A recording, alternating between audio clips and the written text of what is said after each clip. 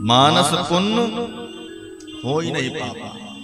कलयुग में अगर हमने मन में पाप कर लिया, किसी के बारे में गलत सोच लिया मन से, तो उसका पाप लगने वाला नहीं है। और अगर हमने मन में किसी का पुण्य कर दिया, अच्छा कार्य कर दिया, उसका फल मिल जाएगा। मानसिक पूजा का भी विधान हमारे यहाँ बताया गया है। कलयुग में आपका कुछ लगने वाला नहीं है, मन में आप ठाकुर जी की पूजा करिए बैठे बैठे, आपकी पूजा पूरी मानी जाएगी। एक कथा आती है कि एक नगर में कोई सेठ जी रहते थे, बड़े कंजूस थे, कभी किसी को एक धेला नहीं देते थे, एक पैसा नहीं देते थे, इतने कंजूस थे। उसी नगर में एक संत जी का आगमन हुआ तो सब संत महात्माओं को प्रणाम करने लग गए, सब पूछने लग गए भगवत प्राप्ति कैसे होगी, पूजा में मन नहीं लगता, क्या करे। तो सेठ जी भी पहुंच गए। सेठ जी हाथ जोड़ करके कहते हैं कि महाराज जी, हमें तो आप ऐसी पूजा बताइए जिसमें एक धेला ना लगे, एक रुपया ना लगे। महात्मा जी ने कहा बिल्कुल बताएंगे भाई। तो महात्मा जी ने मानसिक पूजा का उपदेश दिया, बताया देखो 1 रुपए तुम्हारा खर्च नहीं होगा और तुम्हारी पूजा मानी जाएगी पूरी तरह से। प्रातः काल उठ करके चारपाई पर बैठ जाओ, ध्यान लगा करके, कहीं तुम्हें जाना नहीं है, बस चारपाई में कम्बल ओढ़ करके बैठ जाओ ठंड में बढ़िया। और मन में ऐसे सोचो कि हम गंगा जी स्नान करने जा रहे हैं, और फिर वहीं गंगा जी में बढ़िया स्नान करो, गोता लगाओ चाहे जयवार लगाओ, और फिर वहां से सोचो कि हम एक स्वर्ण के कलश पर जल लेकर के आ रहे हैं और ला करके घर में रख दिए। अब मन में ही सोचो कि हमारे घर में दिव्य ठाकुर जी का दरबार लगा हुआ है, हमारे यहाँ दिव्य ठाकुर जी रहते हैं।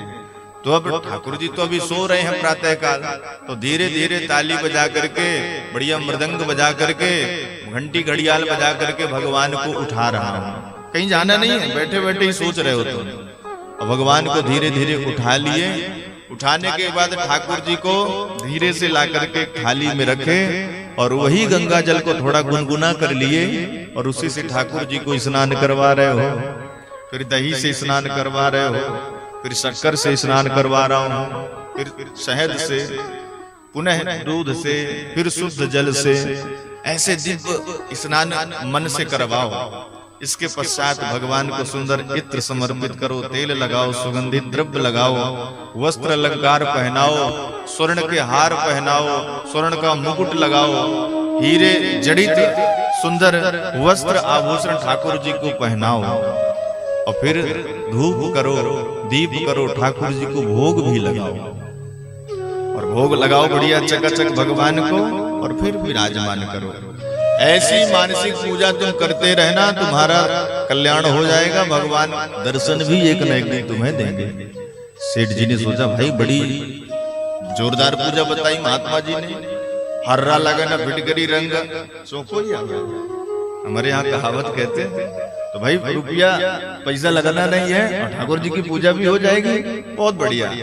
अब वो तो नियम बना लिया, प्रातः काल उठता और यही सोचता गंगा जी जा रहा हूँ, ठाकुर जी को स्नान करवा रहा हूँ, बढ़िया पूजा पाठ कर रहा हूँ, और अंतिम में एक बढ़िया बड़े से कटोरे में बढ़िया 1 पाव दूध, एकदम औटा हुआ दूध ठाकुर जी को भोग लगा रहा हूँ, उसमें थोड़ी शक्कर भी डाल रहा हूँ।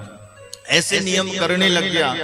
बरसों बीत गए महाराज। एक दिन कर ही रहा था ठाकुर जी की पूजा, मानसिक पूजा, बैठे बैठे ही, तो आज उसके मन में विचार आया कि भाई पूजा पाठ तो ठीक चल रहा है, पर आज भोग में शक्कर थोड़ा ज्यादा पड़ गई। तो मन में आया कि अरे मन की तो शक्कर है भाई, जाने दो कौन सा खर्च होने वाली है, पर नहीं ऐसे रोज रोज की शक्कर भाई ऐसे खत्म होने लग जाएगी तो फिर कल से क्या पूजा होगी। तो मन में विचार आया चलो निकाल लेते हैं भाई, अभी घुली नहीं होगी। तो आंख बंद करके सब सोच रहा था, और जैसे ही अपना हाथ उठाया उस शक्कर को निकालना चाहा कि भगवान प्रकट हो गए और हाथ पकड़ लिए। अरे सेठ जी इतने कंजूस हो, कम से कम मन की शक्कर तो पड़ी रहने दो, उसको भी निकाल लोगे क्या? तो भगवान का साक्षात्कार हो गया, क्योंकि सेठ जी को तो लगने लगा था कि मैं सही की पूजा कर रहा हूं भाई, मैं कोई सोच नहीं कर रहा हूं। तो मानसिक पूजा का भी हमारे यहाँ बड़ा विधान बताया गया है। इस कलयुग में यही आरक्षण है कि मानस पुण्य हो ही नहीं पापा। मन में अगर आपने किसी का पाप सोच लिया तो उसका पाप लगने वाला नहीं है, और पुण्य कर लिया तो जोरदार फायदा लगने वाला है, आपके खाते में पुण्य जुड़ जाएगा। ये विशेष आरक्षण है। तो आज से आप लोग भी बढ़िया मन में ही 1000 के नोट, अब 1000 तो चलते ही नहीं है, 2000 का नोट लेकर के आइएगा, भगवत जी में चढ़ाइएगा मन से, ऐसे नहीं कह रहा हूं। बोलिए भक्त वत्सल भगवान की।